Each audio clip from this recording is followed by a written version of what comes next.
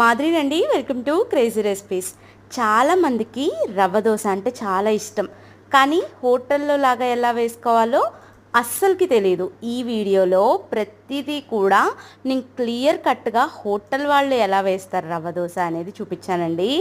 నేను చెప్పింది చెప్పినట్టు చేస్తే ప్రతి దోశ కూడా మీకు పెనానికి అతుక్కోకుండా చాలా ఈజీగా వస్తుంది.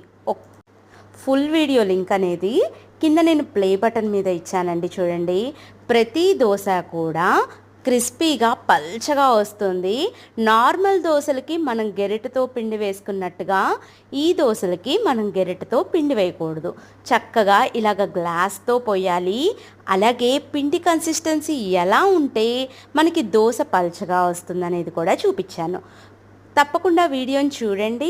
సూపర్ క్రిస్పీ రవ్వ దోశల్ని మీరు చేసుకోండి. అన్నట్టు ఛానల్ని సబ్స్క్రైబ్ చేయండి. Thank you.